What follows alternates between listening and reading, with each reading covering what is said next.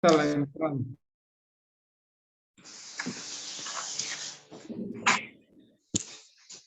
Bueno, pues muy buenas tardes. Vamos a continuar. Hoy es nuestra tercera sesión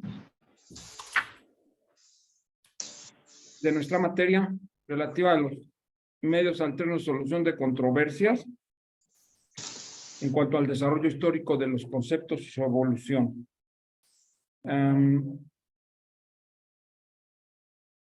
Bueno, pues iniciamos de una vez para entrar en materia y agotar el contenido del temario.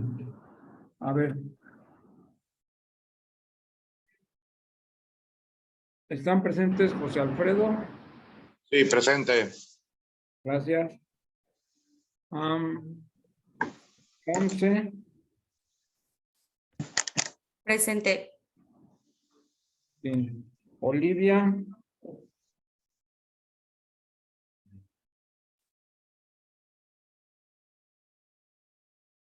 Luis Enrique. Presente. Gracias. Brenda. Presente, maestro. Sí, gracias. María Andrea. Presente. E Isis Castañeda. ¿Sí? ¿Me faltó alguien? Sí, maestro, presente. Sí, maestro. ¿Sí, no me faltó nadie? Ok. Entonces empezamos para agotar. Hoy va a estar un poquito largo el tema y quiero a ver si hay oportunidad que corra bien apoyarme con unos videos.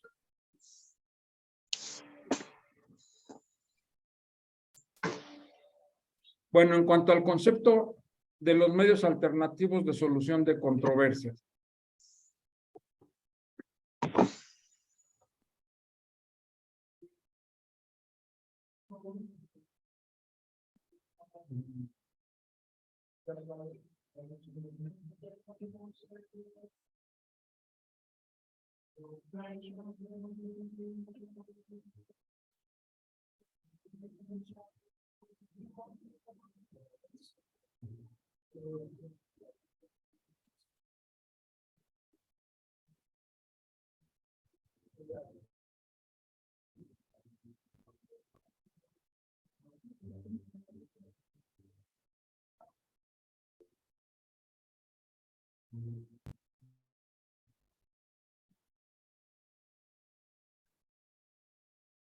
Indíquenme si se está viendo la imagen, porque hoy no estoy usando un teléfono espejo. Sí se ve. Sí, maestro. Sí es, dice maestría en medios alternos, solución de conflictos, desarrollo conceptual histórico. Sí. Sí. No sé si se me abrió otra. Y ahora aparece unidad 2, ¿correcto? Correcto. Sí. Ok. Bueno, entonces vamos. Si se perdiera el audio o imagen o algo, avísenme luego, por favor, porque las veces anteriores he estado utilizando un teléfono celular, reitero, y hoy no tuve oportunidad para conectarlo. Y con ese voy viendo, entonces también voy dando en cuenta en tiempo real cómo van pasando las diapositivas para darle tiempo a mi voz también. Bueno, entonces continuamos. Recordemos que el tip de la materia es el desarrollo histórico de los medios alternos de solución de conflictos o de controversias en cuanto a su concepto. Entonces, eso es lo que estamos tratando aquí.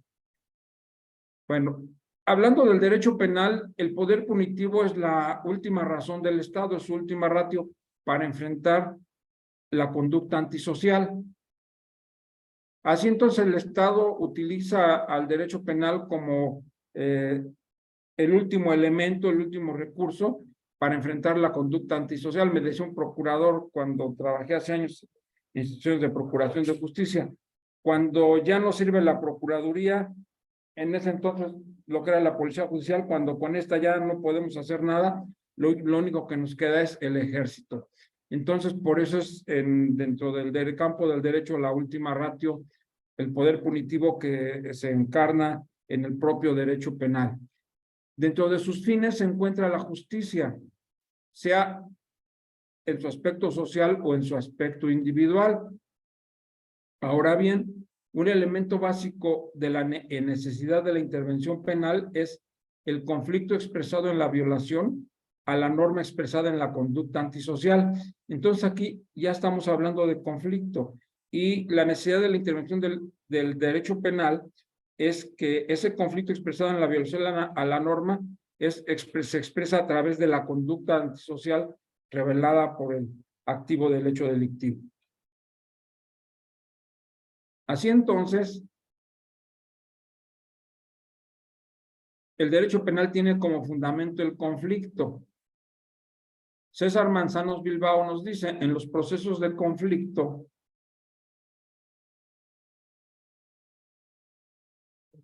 el recurso de la violencia, las técnicas de persuasión y presión, es decir, el combate con diversas armas, se ve acompañado de técnicas de negociación, mediación y arbitraje en espacio de intercambio entre los agentes que son convenidos en determinados momentos del proceso en los que se pueden acordar las condiciones para la finalización temporal o definitiva del conflicto. Entonces vemos cómo vamos encajando los fines del derecho penal hacia el manejo del conflicto que se revela como la conducta antisocial y la atención del mismo, en este caso con diversos medios o técnicas o mecanismos para combatirlo. En este caso hablamos de técnicas de negociación, mediación y arbitraje.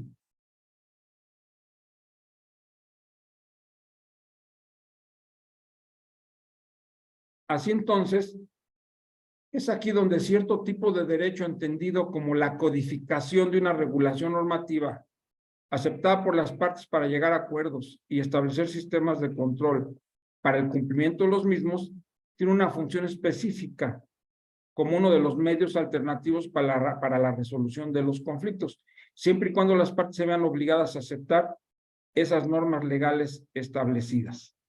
Entonces, con este tipo de derecho, en donde entendemos a la codificación de una regulación normativa de preceptos, donde las partes aceptan llegar a acuerdos y establecer sistemas de control para su cumplimiento. En este caso es donde tendrán una función específica los medios alternativos para la resolución de los conflictos. En este entendido, las partes se ven obligadas a aceptar esas normas legales establecidas, es decir, a cumplir con ellas, a acatarlas. Desde otro enfoque podemos decir que existe una corriente denominada del derecho penal mínimo o teoría del minimalismo crítico, que pretende la reducción del control del derecho penal a estos puntos. A, defensa de las garantías constitucionales. B, asegurar el orden social quebrantado por el delito para evitar la venganza o restauración privada. Y C, protección de los derechos humanos a través de remedios menos violentos. Sabemos que sobre todo actualmente se procura el ejercicio del derecho penal mínimo y consecuentemente que éste afecte lo menos posible en la vida de los individuos en sociedad. Porque como lo dice estas teorías del minimalismo crítico o del derecho penal mínimo, se pretende la reducción del control del derecho penal y que se circunscriba a 3 puntos específicos: defensa de garantías constitucionales, asegurar el orden social quebrantado por el delito para evitar la venganza o restauración privada, y la protección de los derechos humanos a través de remedios menos violentos. Por otro lado, otra corriente interesante que no constituye una teoría del derecho penal es la llamada justicia restaurativa, que el Foro Europeo de Justicia Restaurativa considera como un enfoque amplio, orientado a reparar en la medida de lo posible el daño causado por el crimen u otras transgresiones. Entonces, aquí tenemos dos posturas que a final de cuentas van a aterrizar, van a coincidir, se van a sumar en los intereses del constituyente permanente al momento de la reforma constitucional de 2008 y los fines que persiguieron respecto de la justicia restaurativa, respecto del principio de alternatividad que debe de regir en la materia penal.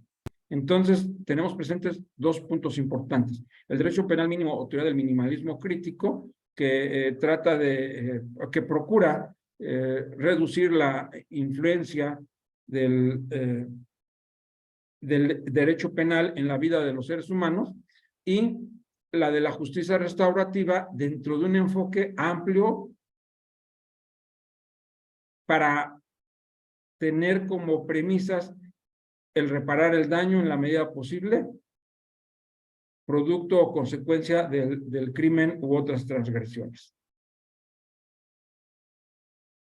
Así nace y se justifica la justicia restaurativa en el ámbito penal. De ella vamos a tener un elemento central, que es la participación activa de la víctima, del delincuente y de posiblemente de otras partes, como en este caso la comunidad. Entonces resaltamos aquí, dentro de nuestro rubro de la justicia restaurativa, el elemento central que la caracteriza, que es el de la participación activa de la víctima, del autor del hecho y de otras partes de la sociedad, como en este caso la propia comunidad, que van a intervenir en la solución del conflicto. Van a coadyuvar, van a colaborar. Así, podemos aterrizar como concepto de justicia restaurativa al enfoque abierto e inclusivo, orientado a reparar en la medida de lo posible el daño causado por el delito u otros actos ilícitos y o reducir el riesgo de mayor daño. El concepto dado por Gemma Barona Martínez, está la cita al final. Y de todos modos, espero a ver si hoy tengo forma de, por este mismo medio, hacer un paréntesis de 5 minutos, un receso, para subirles información. Pretendía hacerlo al inicio de la clase, pero me dio mucha lata entrar al Zoom y prácticamente lo hice pues, ya rayando, pasando las 7 de la noche. Entonces voy a ver si en otro momentito ya lo podemos hacer. No quise retrasar más el inicio de la clase. Entonces, reitero, la justicia restaurativa se define como un enfoque abierto e inclusivo orientado a reparar, en la medida de lo posible, el daño causado por el delito u otros actos ilícitos y o reducir el riesgo de mayor daño. Así entonces hablamos de un proceso restaurador, es decir, esto se realiza, la justicia restaurativa funciona a través de un proceso restaurador, un proceso que involucra a todas las personas afectadas, víctima, infractor y comunidad, llegando a un entendimiento, es decir, a un acuerdo sobre la reparación en que se tienen en cuenta las relaciones entre las personas y las necesidades de justicia, generalmente con la ayuda de una persona facilitadora.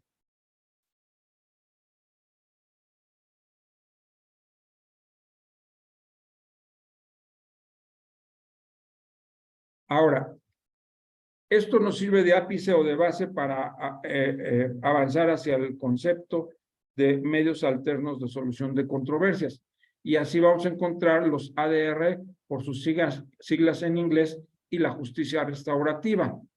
Si bien existe una tendencia a considerar a la justicia restaurativa como parte del movimiento Alternative Dispute Resolution o ADR y la práctica de la mediación, la justicia restaurativa trasciende este movimiento por sus antecedentes históricos. Aquí entonces vemos que la justicia restaurativa no se concreta o no se ciñe estrictamente a los ADR o Alternative Dispute Resolution, sino que es más antigua. Y así tenemos primero su uso para disminuir la litigiosidad, es muy antiguo, y segundo, su vigencia respecto de la mediación, como ahora la estamos concibiendo, se remonta a la década de los 70 del siglo XX, hacer justicia y reparar a las víctimas. Entonces, aquí hablamos de escudriñar sobre los orígenes de la justicia restaurativa como la concebimos en la actualidad.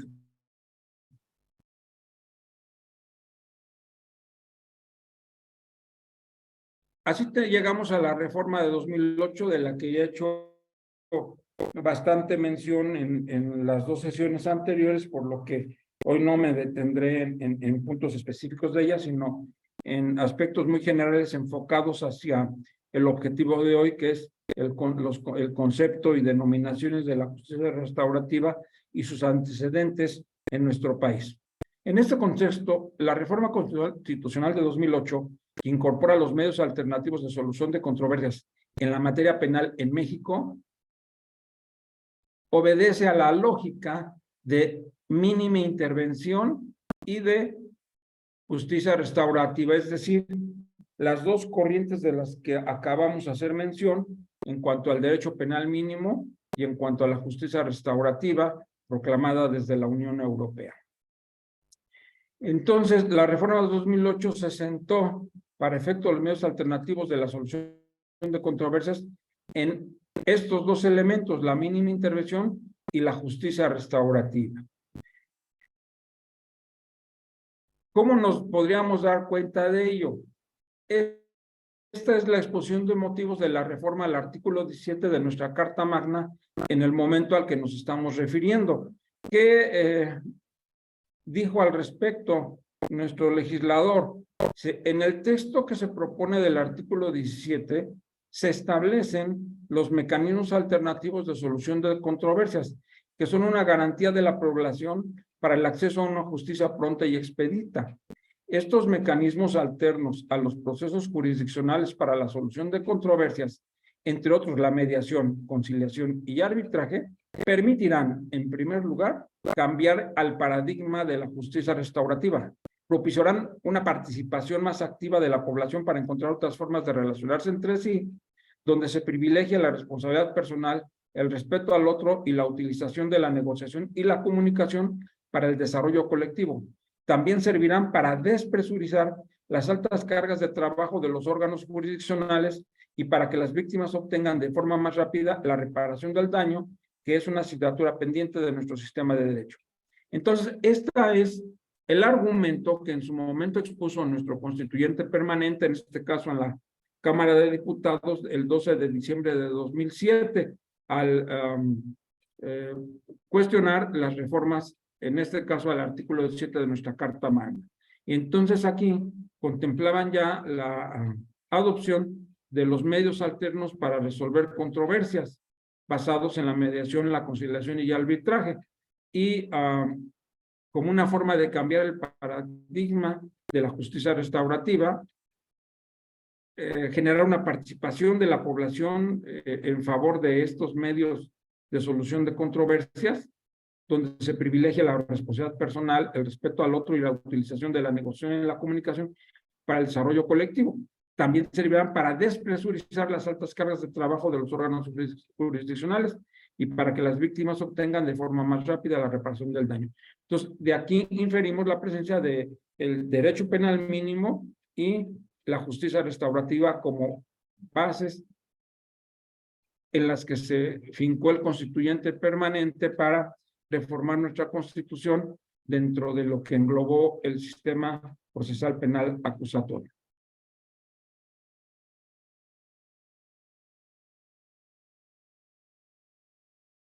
Y como en ese momento se sostuvo, adquirimos figuras jurídicas novedosas. Así, los métodos alternos de solución de controversias se consideran, junto con los juicios orales y la justicia restaurativa, figuras jurídicas novedosas incorporadas a los sistemas de impartición de justicia. Y junto con esto, un elemento aún más novedoso, que fue el término de la paz, o la apropiación del concepto de paz propio de todo sistema judicial moderno como una forma de búsqueda de la solución de las controversias a efecto de alcanzar la paz social. Por eso muchos de los estados del país que en su momento trascendieron hacia adoptar las formas alternas de solución de controversias, en las legislaciones que tuvieron en su momento, hasta antes de que tuvieran nuestra legislación nacional, enfatizaban mucho el término de la paz como búsqueda de la misma a través de los medios alternos de solución de controversias.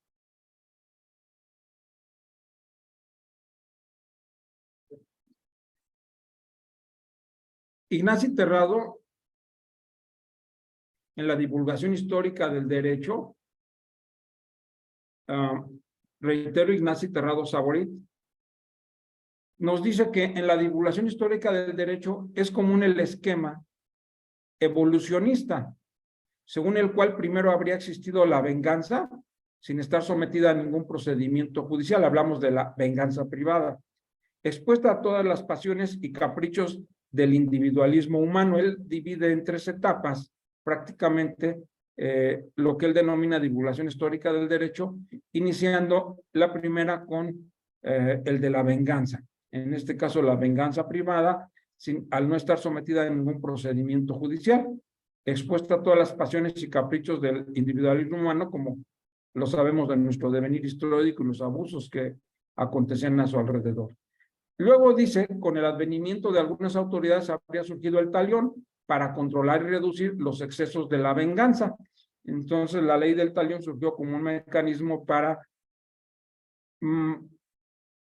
refrenar, controlar el abuso en el derecho de venganza que muchas veces acontecía y ejercía la víctima y sus miembros de su grupo al ejercerla. Y finalmente, llegamos a las composiciones de acuerdo a este relato histórico, que serían medidas establecidas por autoridades aún más civilizadas para avanzar en la dirección de una justicia exenta de derramamiento de sangre. Entonces, así, en 3 puntos muy concretos, Ignacio Terradas Saborit nos presenta un esquema de la evolución muy apretada, si se quiere, del sistema jurídico dentro del ámbito del derecho penal.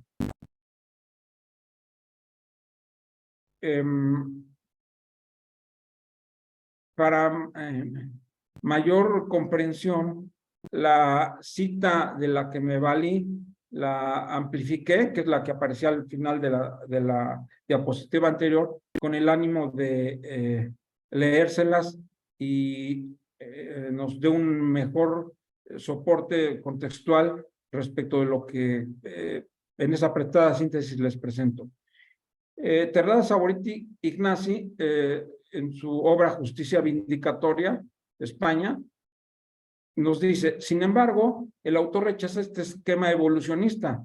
Menciona que no hallamos la venganza primada, sino es como corrupción o atropello de una institución de justicia que tenía en su poder ordenar lo que podríamos asimilar a venganza, y que por ser una venganza autorizada o ordenada por un tribunal denominamos vindicta cruenta, pero no como la entendemos normalmente, sino la institución de todo un procedimiento con normas de actuación y audiencia, normas o dogmas sobre lo justo y lo ilícito, ficciones jurídicas, deliberaciones, términos temporales, apelaciones o súplicas y órdenes procedentes de autoridades con facultad de juzgar. Bueno, esto es lo que abonda a ese ejercicio histórico que realiza. De ahí abordamos a los conceptos. ¿Qué deberíamos de entender por medio? Y así entendemos que medio es el recurso que las personas utilizamos para alcanzar un objetivo, que sustenta una necesidad que deseamos satisfacer. Luego pasaríamos al concepto de alternativo. Es una voz compleja, viene de varias raíces del latín, alter, que significa otro, el sufijo anus, que señala el origen o procedencia, y el sufijo iva, que puede indicar una relación activa o positiva, esto es, poder optar entre 2 o más elementos. Enseguida hablaríamos de solución, que deviene etimológicamente del latín del término solutio, solutionis, que se conforma por el prefijo del verbo solvere, solu, y el sufijo tio, que refiere a la acción y efecto. Así entonces, construimos nuestro concepto de medios alternos de solución de controversias, o medio alternativo de solución de controversias, como el que refiere a la respuesta a un problema, duda o cuestión no resuelta, o con algún tipo de resistencia, considerando las opciones disponibles para obtener una respuesta, un desenlace, o sea, resolverlo. Entonces, Este es el concepto, de acuerdo a la fuente que hemos venido consultando, de medio alternativo solución de controversias. Aquel que se refiere a la respuesta que se da a un problema, a una duda o a una cuestión no resuelta o con algún tiempo de resistencia, considerando las opciones disponibles para obtener una respuesta, un desenlace, o sea, resolver ese conflicto, ese problema. En la práctica se alude indistintamente a diferentes términos y aquí vamos a ver una serie de ellos. En algunos casos que no ha prosperado mucho porque el concepto de litigio de nación, de país a país, de estado a estado varía. Se le ha solido también denominar medios alternativos de resolución de conflictos, como también medios alternativos de solución de controversias, medios alternativos de resolución de controversias o a sus siglas en inglés, ADR, Alternative Dispute Resolution o Appropriate Dispute Resolution, o en sus siglas en español, MASC, medios alternos de solución de controversias.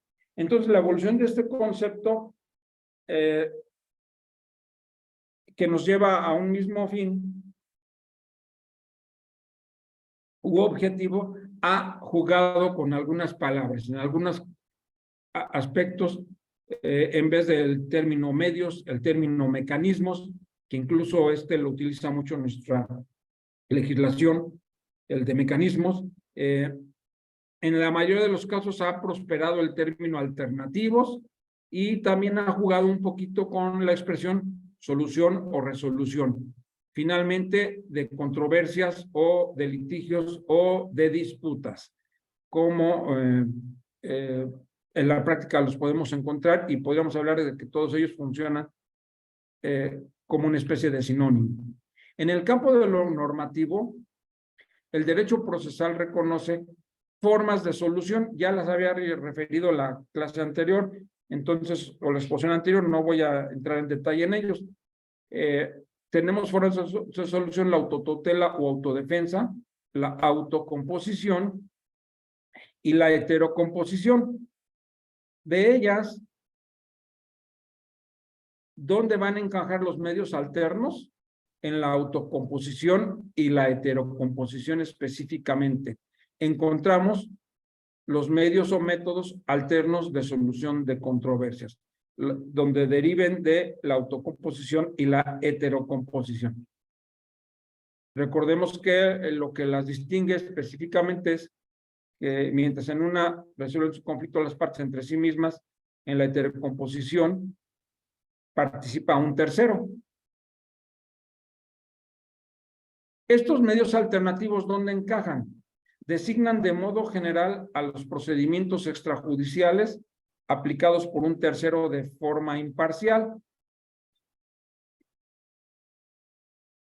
Entonces aquí ya vamos entendiendo como medios alternos o métodos aquellos que van a actuar de manera extrajudicial, pero que son aplicados por un tercero quien actúa de manera imparcial. Su variedad, entre ellos incluye el arbitraje y aquellas medidas conocidas universalmente por el acrónimo de MASC o de ADR por sus siglas en inglés. Y fíjense, aquí se viene otro término más en inglés, si mal no recuerdo, sí. Aquí aparece, aparte de Alternative Dispute Resolutions, se agrega el término Amicable Dispute Resolution, es decir, resolución de disputas de manera amigable, entre la que destacan la mediación y la conciliación esencialmente, que son las que hemos venido citando con mayor número de veces. Los medios alternos de solución de controversias se definen entonces así como todos los procedimientos ajenos a los aparatos judiciales estatales, es decir, procedimientos extrajudiciales que permiten a dos o más partes implicadas en un conflicto la superación del mencionado conflicto, por lo general, por medio de un acuerdo voluntario. Entonces, estos medios alternos de solución de controversias constituyen una serie de procedimientos ajenos a los aparatos judiciales estatales, es decir, son procedimientos de carácter extrajudicial, y ellos permiten a dos o más partes implicadas en un conflicto, ya ustedes llevaron, me referían en sesiones anteriores, una materia en el aspecto conflicto, entonces ya comprenderán, aparte de su expertise como abogados y su desempeño profesional, el alcance de dentro de estas situaciones. Bueno, pues entonces permite a dos o más personas implicadas en un conflicto la superación del mencionado conflicto, valga la reiteración, por lo general por medio de un acuerdo voluntario entre las partes. Y aquí la fuente de donde tomamos este término, reitero, voy a ver si les puedo pasar el contenido bibliográfico de esto. De ahí entonces veníamos cómo han evolucionado en México, cuál ha sido el registro histórico de los medios alternos de solución de controversias. La historia en México de la resolución de conflictos por métodos diferentes al derecho se puede dividir en tres épocas. ¿Cuáles son esas tres épocas? La historia en México de la resolución de conflictos nos habla entonces, reitero, de tres épocas. Primero, la dominada por la conciliación como fase previa de procedimientos arbitrales o administrativos. Segundo, la marcada por el impulso de la mediación y la justicia restaurativa como política institucional de los poderes judiciales locales entre los años del 1997 al 2017. Finalmente, en esta etapa que estamos viviendo, la surgida en 2017 con la reforma constitucional en materia de solución de fondo al conflicto. Vamos a tratar de hacer un repaso muy rápido sobre estos elementos. Debemos de reiterar, o quiero reiterar, que esto es algo con lo que el ser humano ha estado familiarizado. No estamos descubriendo el hilo negro, quizá ahora lo que traemos a cuenta en muchas ocasiones es nuevos términos, pero el espíritu de negociación, de mediar, de conciliar ha estado presente. Ojalá pueda reproducirles un video de una película mexicana que nos presenta momentos del México post-revolucionario del siglo pasado, entre los años 20, asumo, más o menos. Déjenme ver si lo puedo captar y ojalá se me reproduzca bien.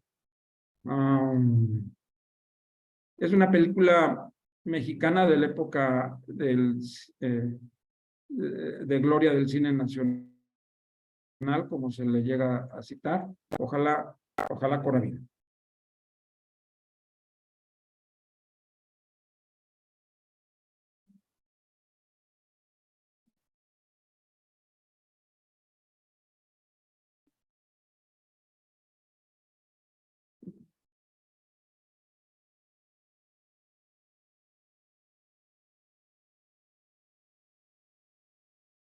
La estoy abriendo, estoy esperando que el sistema la suba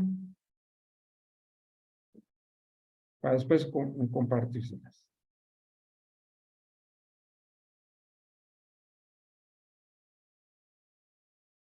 A ver, voy a intentar nuevamente porque está muy lento.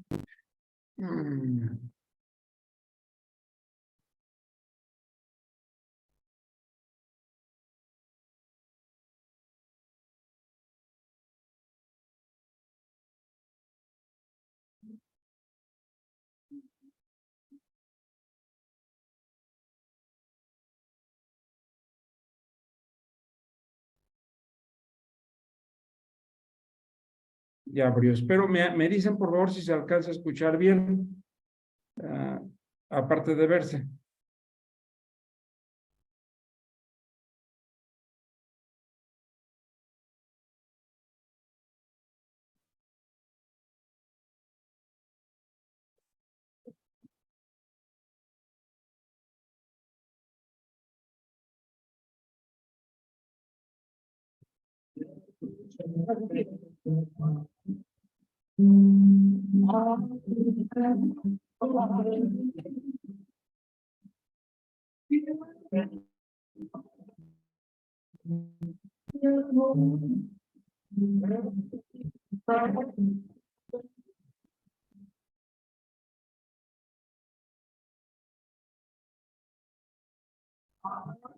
Perdón, ¿sí se escucha? Compañeros, Se escucha muy Se escucha bajito. cortado. a ver, híjole, entonces a lo mejor es problema del internet. A ver.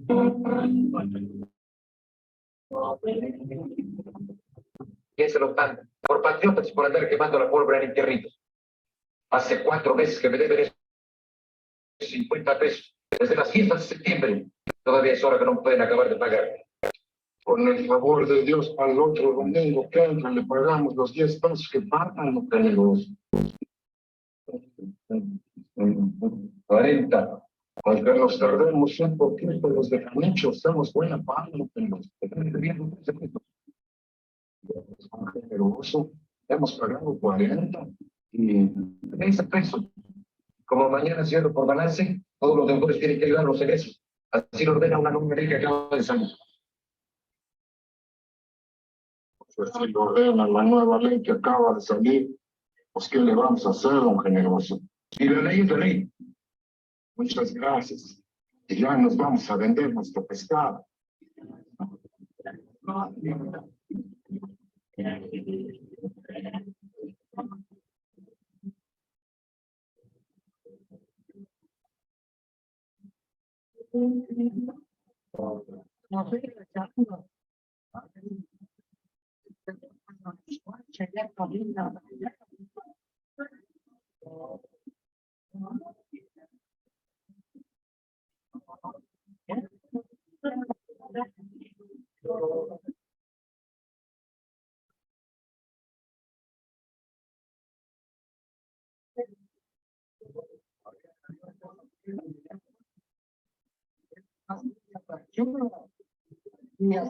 Voy a llevar para comprarte tu vestido de seda.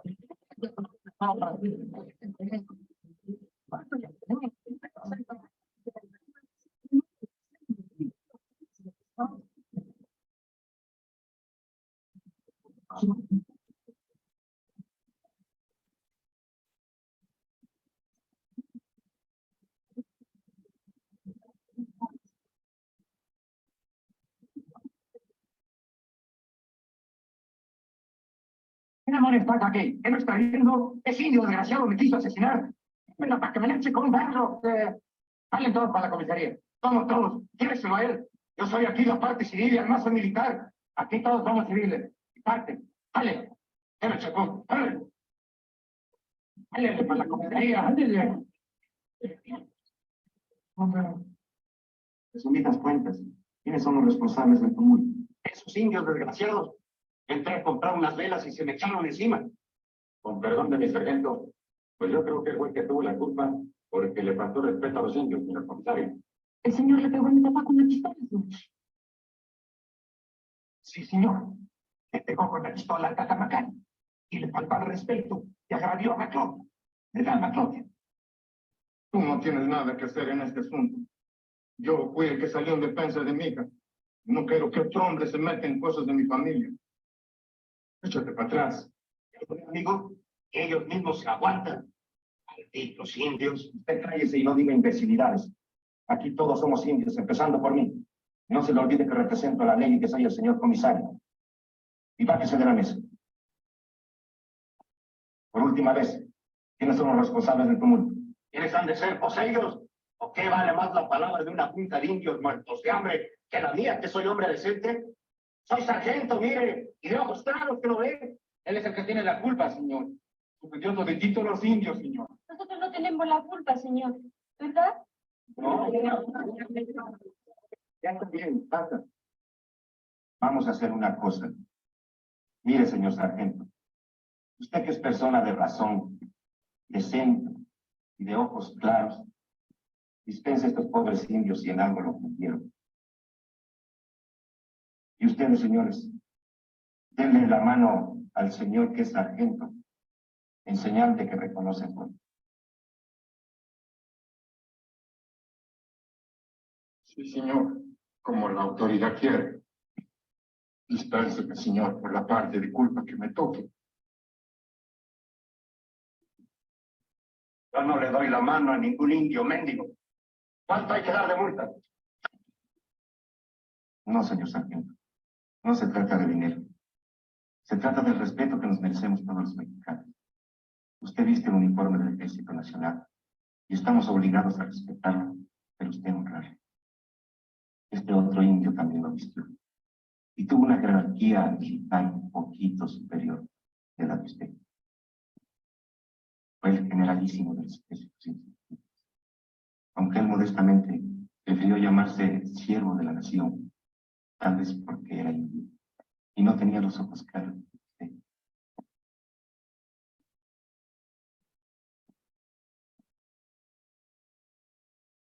Aquí tiene su pistola y su dinero, señor sargento. Puede usted retirarse y perdónenos, señor.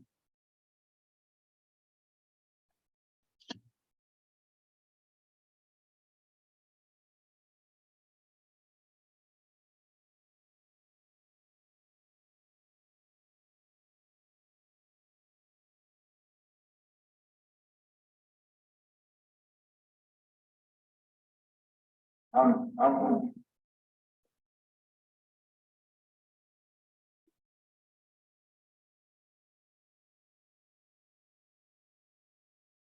Bueno, ojalá y más o menos la hayan podido comprender porque alcancé a ver algunos mensajes de que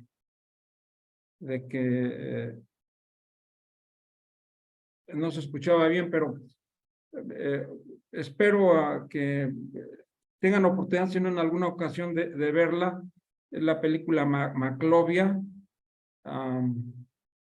Y como ven ustedes, el trabajo que hace el comisario ahí, pues es propiamente una función de mediador, en donde equilibra las partes, les hace hablar por turnos, y sobre todo se desempeña bajo un marco de respeto y de atención a la dignidad de las personas. Entonces, como podremos ver, no está nada exento de lo que estamos hablando y viviendo en la actualidad, cuando esto tiene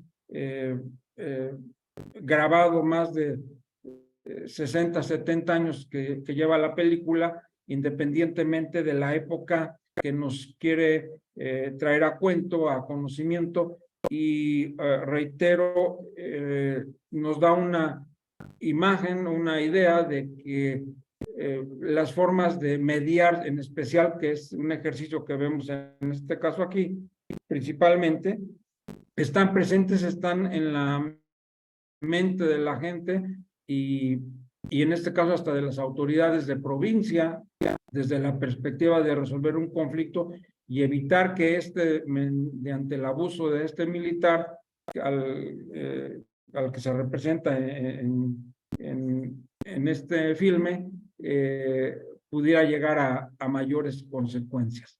De hecho, bueno, la trama, al final de cuentas, acaba siendo linchado este militar por el papel que representa este actor mexicano por los miembros de la población. La intención, reitero, es que tengamos presente ese aspecto y también espero, ojalá, porque tengo preparado otro video, podamos trabajar con él en esta sesión para ver también ya una perspectiva de los mecanismos alternos de solución de controversias, el alcance que en mi personal opinión quisiera que pudieran llegar a tener. De ahí continúo con la presentación. ¿Alguna duda, por favor, al respecto? ¿Algún comentario?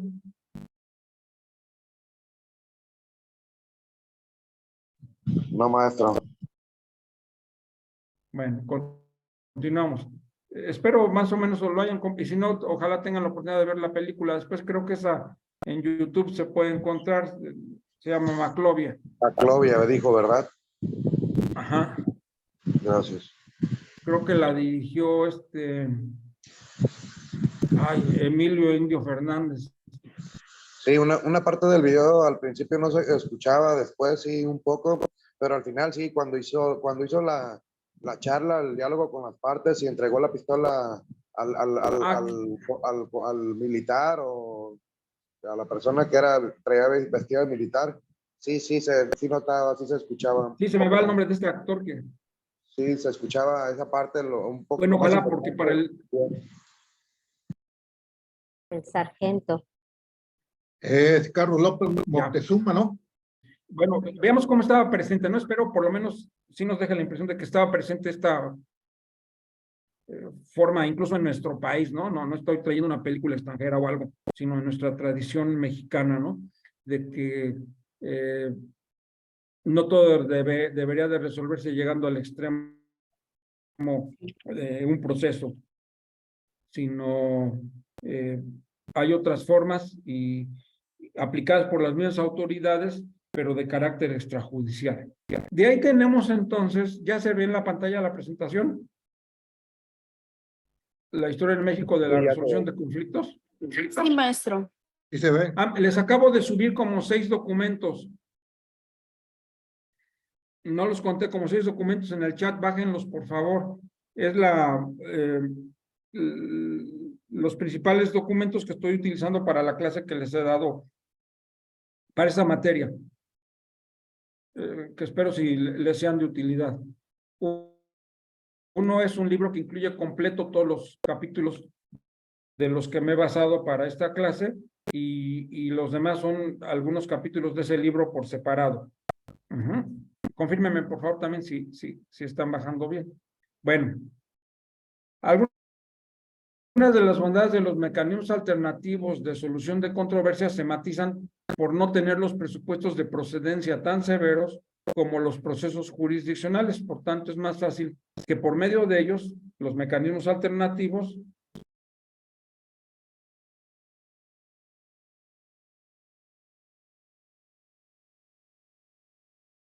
se aborde de forma directa el fondo. Pero una pantalla se me abrió de más y me bloqueó. Se aborda de forma directa el fondo de... Entonces, no es la intención, porque no es el objetivo de esta materia, resaltar las bondades y en su caso también los defectos que pueda tener los medios alternativos, sino que el enfoque va aquí desde la perspectiva de la evolución del concepto, su alcance histórico y en especial lo que sirvió de soporte o antecedente a la reforma de 2008.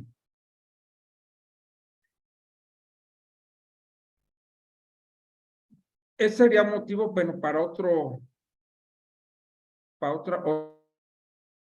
tema. Posiblemente debieron de ver alguna buena parte cuando analizaron el conflicto, las escuelas de resolución de conflictos. Entonces tenemos la Harvard, Escuela Transformativa, la Escuela Circular Narrativa y la Escuela de Conflictología. De los 3 primeros, si mal no recuerdo, les presenté un cuadro sinóptico la vez anterior con las características principales de los 3 primeros y en donde es más recomendado su uso, ya sea para asuntos de negocios, para asuntos de orden familiar o para asuntos de tipo escolar.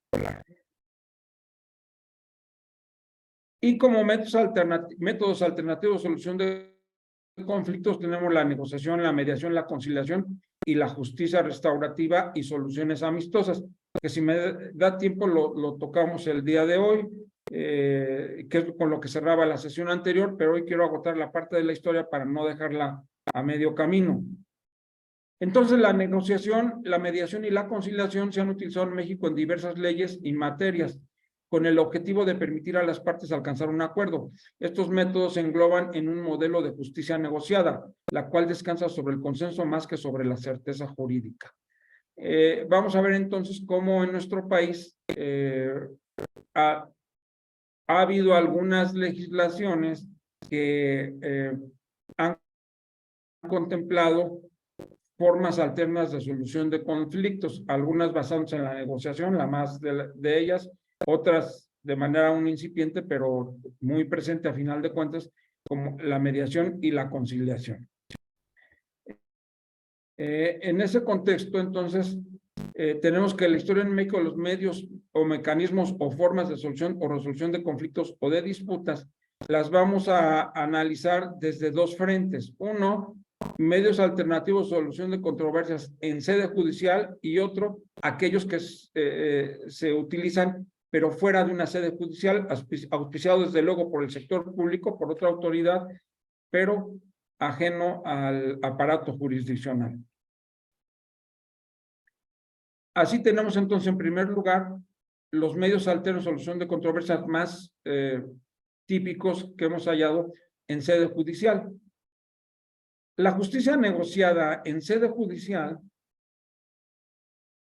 tuvo su inicio en México como una política pública de los tribunales superiores de justicia del fuero local. Entonces tenemos que hubo una corriente que es la que corresponde a la segunda época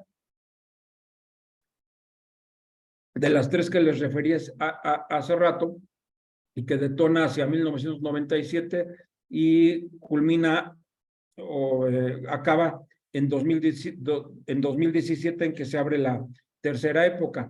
Entonces nos estamos circunscribiendo a esa segunda época, y es donde los tribunales superiores de justicia estatales promovieron la justicia negociada en sede judicial como una forma de política pública. El primer caso que se registra es el de Quintana Roo.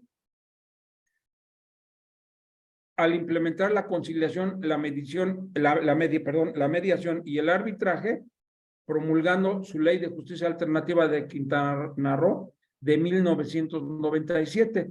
Después ya le vinieron otros estados, como el Estado de México, como el Estado de Chihuahua, si mal no recuerdo. Pero el primero que dio el paso fue, como quiera que sea, el Estado de Quintana Roo. La ley más antigua en este concepto que registramos, a excepción de que alguien puede decir, bueno, por acá tuvimos otra, por eso les había dejado por ahí una actividad que puedan identificar de acuerdo al estado donde radican, que habían encontrado. Pero bueno, esencialmente tenemos la Ley de Justicia Alternativa de Quintana Roo del año de 1997. Y resalta de ella que consecuentemente en 1997, a la par de que se promulga esa ley, inaugura el estado de Quintana Roo el primer centro de justicia alternativa en México, con sede en Chetumal. Posteriormente lo extendió a otras dos ciudades importantes de esa entidad, como son Cancún y Cozumel. Entonces, el primer registro formal, oficial que tenemos de adoptar los medios alternos de solución de controversias en sede judicial nos lo da el estado de Quintana Roo.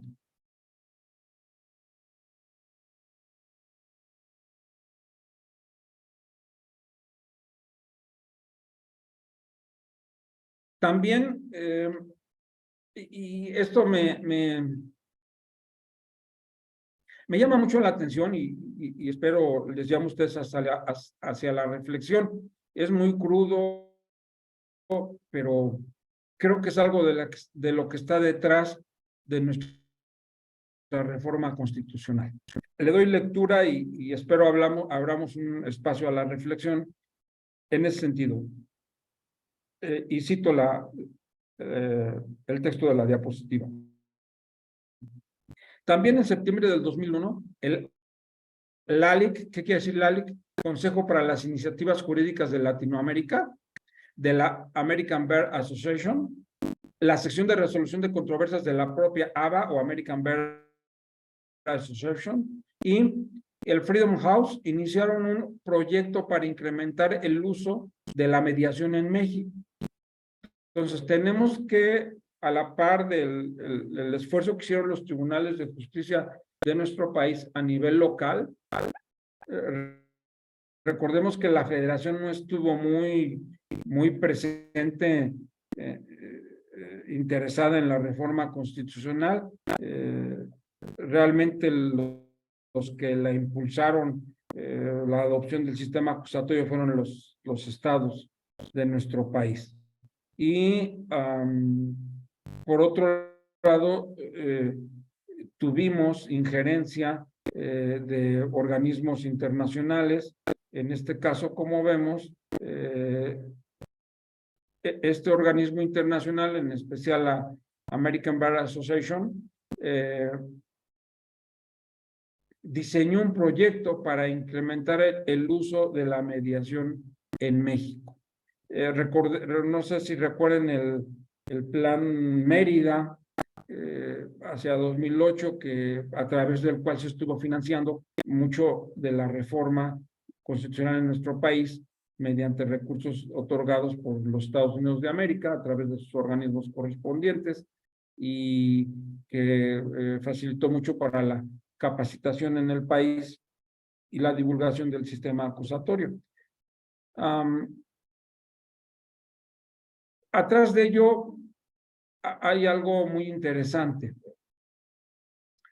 Las naciones extranjeras que tienen tratos con nuestro país, les ha importado en muy especial el destino de sus inversiones, la tranquilidad de sus inversiones, la estabilidad de sus inversiones hacia nuestro país. Y una forma de garantizar esa estabilidad, ese buen cauce por el que puedan seguir sus empresas, importa mucho si tienen sistemas jurídicos homologados. Si tenemos sistemas jurídicos homologados, entonces en gran medida les ha interesado que las naciones de Latinoamérica y en particular México tengamos sistemas jurídicos similares a los suyos, para que en caso de disputas se resuelvan con formas conocidas por ellos, adoptadas por ellos y que les parecen las más adecuadas.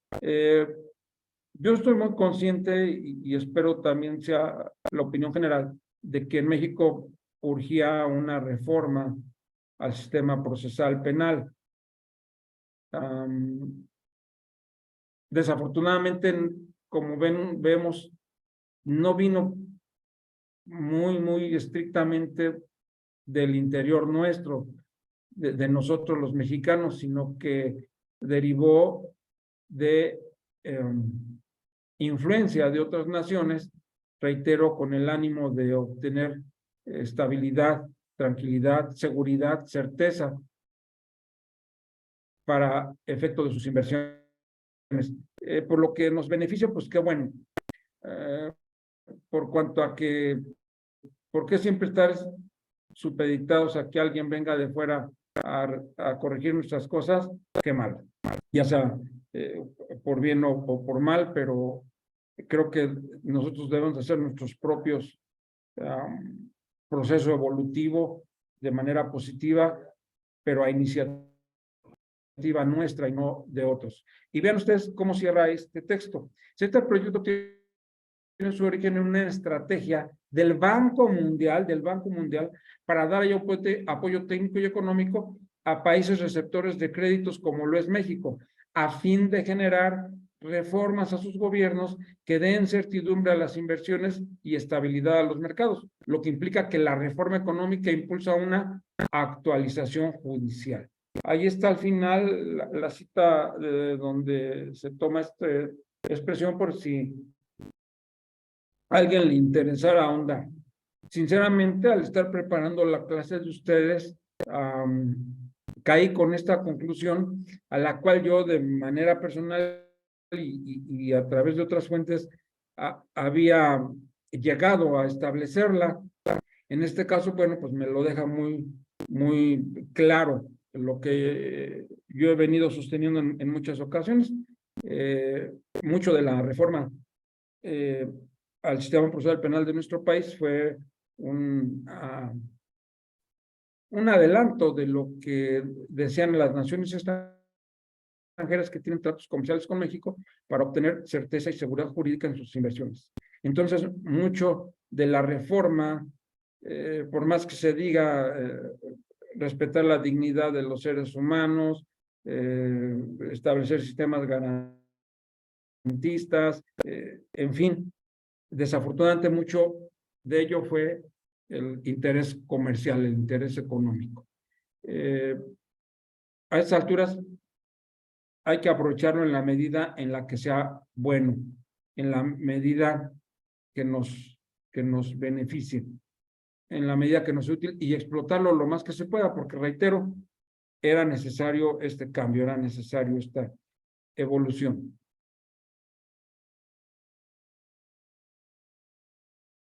Esto lo voy a dejar para la próxima sesión, datos estadísticos ya para cerrar.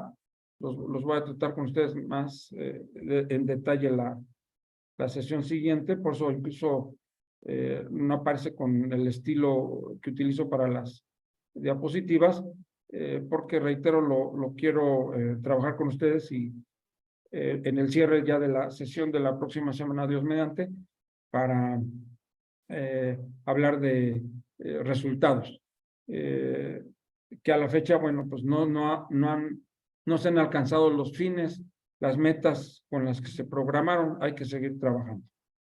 Bueno, entonces, algunos preceptos que contemplan el uso de los medios alternos de solución de controversias fuera de sede judicial son, empezando por el mecanismo de negociación, voy a hacer una relación de varios de ellos, resaltando lo que va a aparecer al final de la diapositiva, que estamos viendo antecedentes, por lo tanto, la fuente que consultamos y para efecto de desarrollar su temario se refiere a todo aquello anterior a 2010. Si miráramos hacia nuestra época actual, pues ya veremos, ya tendremos presente un avance mucho más notable en este aspecto e incluso en los conceptos. Vamos a ver cómo, conforme se va acercando en los tiempos a la reforma constitucional, la terminología también se va adecuando a ella. Así contemplamos mecanismos de negociación en la Ley Federal del Mar, en la Ley Federal de Telecomunicaciones, en la Ley Federal del Derecho de Autor, en la Ley de Capitalización de Procampo, en la Ley de Desarrollo Rural Sustentable, en la Ley Federal para el Fomento a la Microindustria y la Actividad Artesanal, en la Ley para el Diálogo, la Conciliación y la Paz Digna en Chiapas. Un ejemplo, resalta aquí la fuente que consultamos, un ejemplo de la eficacia y eficiencia de este método de solución de conflictos sea la negociación, lo fue la construcción de los acuerdos de paz en Chiapas en 1995. Entonces, vamos a ver, si bien hablamos de manera general de medios alternos de solución de controversias, aquí en esta selección se procuró buscar qué leyes han contemplado los mecanismos de negociación, cuáles han contemplado los métodos de mediación o cuáles las de conciliación. En este resaltamos estas 1, 2, 3, 4, 5, 6, 7 legislaciones que en su momento privilegiaban la negociación en alguno de sus postulados para resolver conflictos. Así entonces tenemos que, conforme a la Ley Federal del Mar,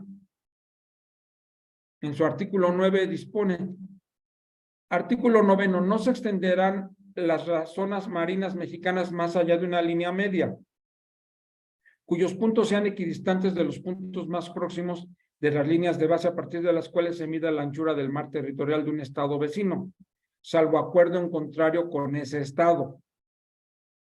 El Poder Ejecutivo Federal no reconocerá la extensión unilateral de las zonas marinas de un estado vecino más allá de una línea media, cuyos puntos sean equidistantes de los puntos más próximos de las líneas de base a partir de las cuales se mide la anchura del mar territorial mexicano. En estos casos, el Poder Ejecutivo Federal buscará la negociación con el estado vecino en cuestión a fin de acordar una solución recíprocamente aceptable. Entonces, vemos aquí como la misma legislación, el artículo 9 de la Ley Federal del Mar, para este caso de conflictos que se pudieran dar entre un estado y otro por problemas de la extensión de las zonas marinas,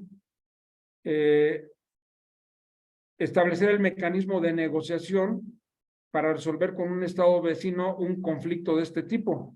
Dice, a fin de acordar una solución recíprocamente aceptable.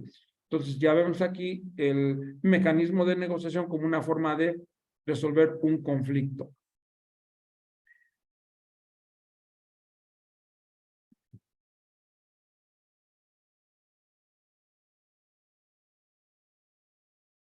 Vamos a la que sigue, se pasó un poquito la presentación. Seguiría la Ley Federal de Telecomunicaciones, déjenme ver. Sí. Vamos a ver. Se cerró, déjenme abrirla nuevamente.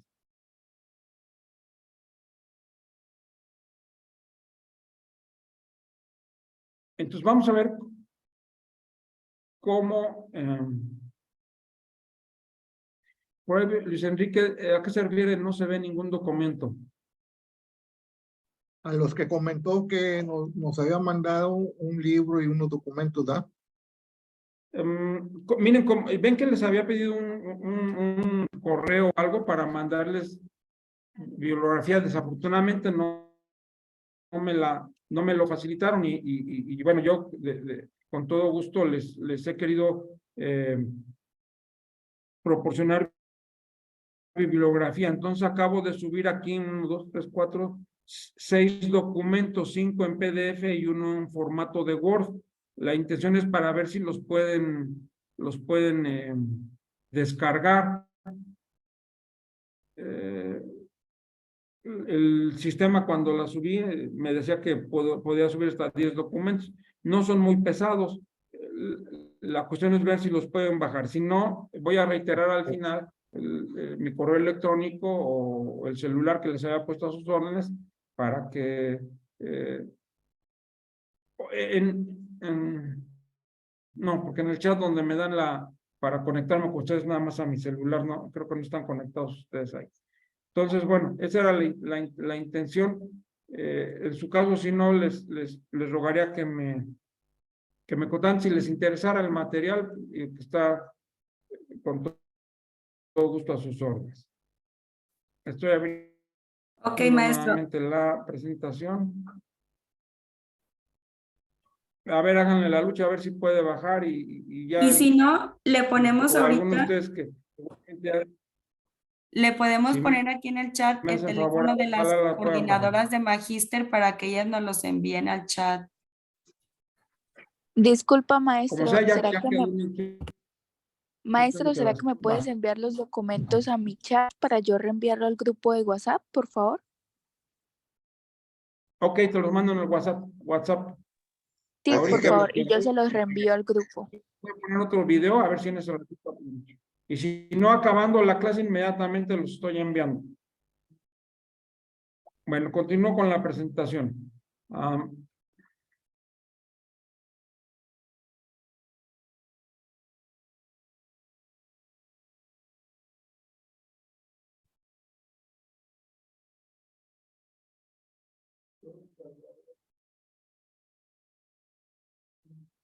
Conforme a la Ley Federal de Telecomunicaciones, encontramos mecanismos de negociación contemplados en sus artículos 130, 131, inciso B, 130 y 135, párrafo segundo. Del artículo 131 podemos apreciar, para el tráfico que termine en la red de los demás concesionarios, la tarifa de interconexión será negociada libremente. Artículo 135. El intercambio de tráfico de redes públicas de telecomunicaciones con redes extranjeras se llevará a cabo mediante convenios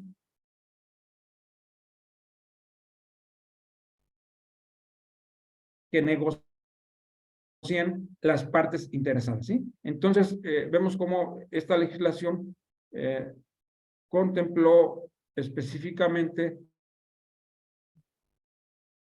como formas alternativas de solución de controversias la negociación, al igual que la Ley Federal del Mar.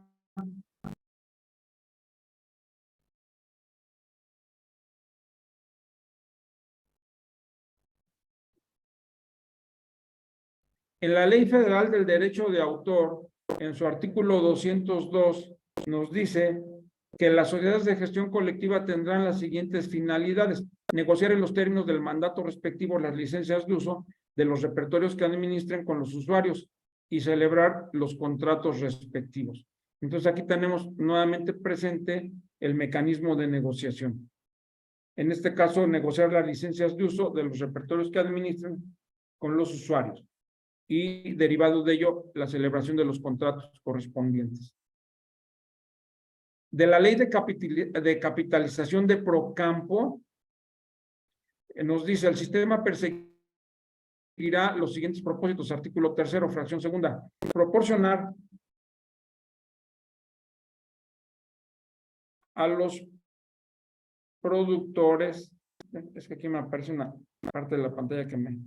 Bueno, productores certidumbre de que recibirán los apoyos para instrumentar los proyectos productivos que permitan una mayor capacidad de negociación al enfrentar los compromisos mercantiles, así como aprovechar las oportunidades derivadas de los acuerdos y tratados internacionales sobre la materia.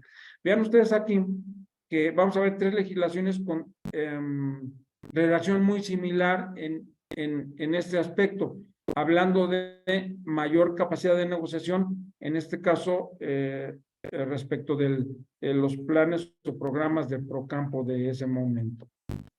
La Ley de Desarrollo Rural Sustentable, en su artículo 70, más o menos cita lo mismo, dice artículo 70, fracción primera: la proyección a mediano plazo de los recursos correspondientes perseguirá los siguientes propósitos: proporcionar a los productores certidumbre, y más adelante nos dice, además de una mayor capacidad de negociación al enfrentar los compromisos mercantiles y aprovechar las oportunidades de crecimiento derivados de los acuerdos y tratados internacionales sobre la materia.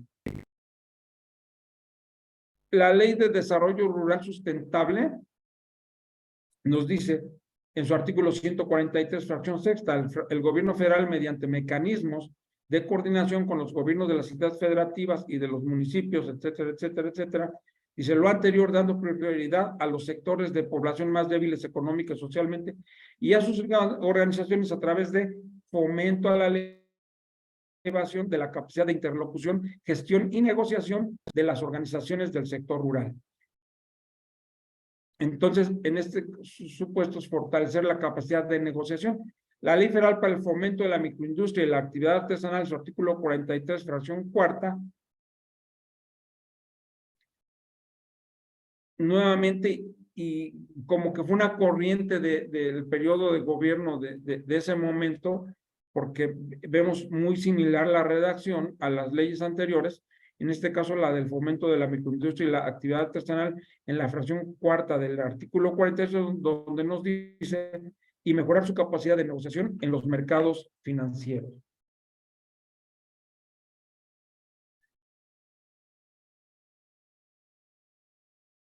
En la Ley para el Diálogo, la Conciliación y la Paz en Chiapas, hay 3 artículos importantes para este aspecto.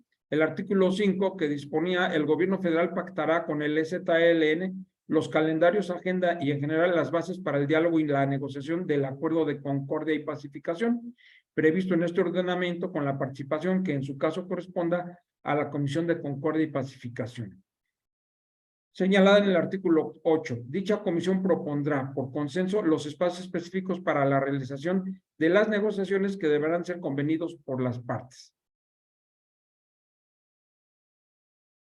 El artículo 6, por su parte, disponía: en tanto se desarrolla el diálogo y la negociación, el gobierno federal adoptará las medidas necesarias para garantizar el libre tránsito de los dirigentes y negociadores del EZLN y asegurar que no serán molestados en sus personas o posesiones por autoridad federal alguna. En su párrafo 3º de este parágrafo disponía: en los espacios de negociación determinados de común acuerdo no se permitirá la aportación de ningún tipo de arma. Entonces veamos cómo hay reglas también para emplear los mecanismos alternativos de solución de controversias. En este caso, por ejemplo, los espacios de negociación, el lugar donde se llevarán a cabo. Entonces, establecer formas o maneras específicas que impidieran el riesgo de una agresión al prohibir tajantemente la aportación de armas cuando las negociaciones en este caso estaban realizando con un grupo armado. Artículo 9, fracción primera, La Comisión para la Concordia y la Pacificación se encargará de coadyuvar a las bases para el diálogo y la negociación del acuerdo de concordia. Y bueno, como vemos entonces, se privilegiaba la negociación. La fracción segunda disponía a facilitar el diálogo y la negociación y apoyar la suscripción del acuerdo de concordia y pacificación a que se refiere esta ley. Después pasaríamos a la mediación. En este caso, la mediación va a estar muy presente en la correduría pública, principalmente, y vemos cómo ese tipo de facultades se han venido ampliando tanto hacia el grupo de los notarios como de los corredores públicos, ahora que México ha estado adoptando estas formas. Hace 8 días quería yo presentarles, a ver si se alcanza más o menos a ver, me lo dicen, si no espero estar conectado con otro equipo la semana próxima, que espero me funcione mejor, sobre la visión de los mecanismos alternativos de solución de controversias. Les hablaba yo sobre una serie de televisión sobre formas alternas de solución de controversias. Esta serie, casualmente yo la encontré y pude obtener los videos y, bueno, es para efectos estrictamente educativos. Normalmente lo utilizo cuando doy clases presenciales. Espero no me falle y logre reproducirse más o menos bien. Tomé de un capítulo una postura específica que tiene que ver sobre un hecho de tránsito de una persona que resultó lesionada. Espero les sea de utilidad. Sobre todo me importa mucho el